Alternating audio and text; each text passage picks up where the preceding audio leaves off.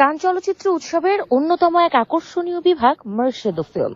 নিজ দেশের চলচ্চিত্র আন্তর্জাতিক বাজারে পরিচয় করানোর এই যোগসূত্রে জড়ো হন শতাধিক দেশের সিনেমার মানুষ। কান চলচ্চিত্র উৎসবের ৭৯তম আসরে বাংলাদেশ থেকে 4 প্রজেক্ট নিয়ে ফ্রান্সের সাগর পাড়ে এসেছেন 4 ফিল্ম মেকার। ব্যস্ততার ফাঁকেই কথা হয় তাদের সাথে, জানালেন কানে অংশ নেয়ার কারণ। আমরা 4টা প্রজেক্ট নিয়ে এখানে এসেছি। আমাদের 4টা প্রজেক্টের এক একজনের এক এক প্রোডাকশন স্টেজে আছে। তো প্রত্যেকটা প্রজেক্ট তার নিজস্ব প্রয়োজন অনুযায়ী আসলে এখানটার মধ্যে নেটওয়ার্কিং করছে, কেউ প্রোডিউসিং করছে, কেউ ফান্ডিং করছে, এবং একই সাথে একটা প্রজেক্ট আছে রাফ কাট লেভেলে, সেটা আসলে ডিস্ট্রিবিউশন পার্টনার করছে। এই বছর জুনে আমরা টফেজ নিউজিল্যান্ডের পিচ দিতে যাব এই প্রজেক্ট নিয়ে, এবং তার আগে হচ্ছে আমরা ক্যানডক্সে আসছি ডেভেলপমেন্ট ফান্ড এবং ইন্টারন্যাশনাল কো-প্রোডাকশনের জন্য। I've been director of the Yellow Francis of Chittagong for 4 years almost, and we are working in a number of sectors to network, to keep network with the documentary sector and get some other benefits. Yes. কাজী আরিফিন আহমেদ তার অপেক্ষায় তুলে ধরেছেন একজন বৃদ্ধা দাদির স্মৃতি আর দোটানার গল্প।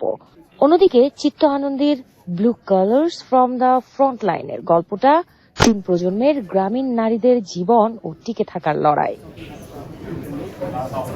প্রযোজক SM কামরুল আহসান তার ইনচার্জ অফ হার এ তুলে ধরেছেন হারিয়ে যাওয়া শিকড়ের সন্ধানে 2 ডাচ নাগরিকের বাংলাদেশে ফিরে আসার গল্প। আর সুমন দেলোয়ার তার মাই কাজিন এর গল্পে দেখিয়েছেন একজন প্রবাসী শ্রমিকের বিধবা স্ত্রীর সামাজিক ও মানসিক সংগ্রামের বাস্তব চিত্র। এই গল্পটা কিন্তু আমরা যে 71-এ পরে আপনার যুদ্ধ শিশুর গল্প না, এটা কিন্তু আরও পরে গল্প। মানে তখন একটা দত্তক আইন হয়েছিল, যে দত্তক আইনে মিসইউজ করে চ্যারিটি অর্গানাইজেশনগুলো কৌশলে আসলে এখান থেকে বলবো যে শিশু পাচার হয়েছে আমাদের, সেই গল্প এটা। চাটগাঁর মাটি থেকে কানে আসা এই 4 কাহিনীকারের কাছে প্রশ্ন ছিল, উৎসবে বেচাকেনার বাজারটা কেমন, বাংলাদেশের গল্প নিয়ে ভিনদেশীদের আগ্রহই বা কতটা। দুর্ভাগ্যজনক যে আমাদের এই বছর এখানে কোনো প্যাভিলিয়ন নাই, যেখানে গত কয়েক বছর ধরে আমাদের বেশ আন্তর্জাতিক মানের এবং আন্তর্জাতিকভাবে পুরস্কার প্রাপ্ত এবং প্রশংসিত অনেকগুলো প্রজেক্ট, অনেকগুলো সিনেমা আমরা দেখেছি। তো এখানটার মধ্যে যদি সেটা থাকতো, আমার মনে হয় যে এটা আমাদের বাংলাদেশি সিনেমাকে কালচারালি এবং একই সাথে আমাদের গল্পগুলোর যে গ্লোবাল রিজোনেন্স আছে সেই জিনিসটাকে আমরা আরো বেশি সুন্দরভাবে তুলে ধরতে পারতাম।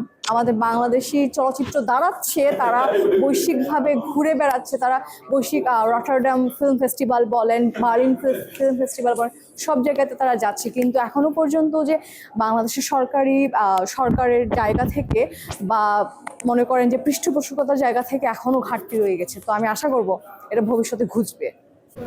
তরুণ এই 4 তুর্কি বললেন, শুধু সিনেমা বিক্রির জন্য নয়, বরং বিশ্ব মঞ্চে বাংলাদেশের কণ্ঠস্বর পৌঁছে দেওয়ার এক অগ্রযাত্রার অংশ কানে তাদের উপস্থিতি।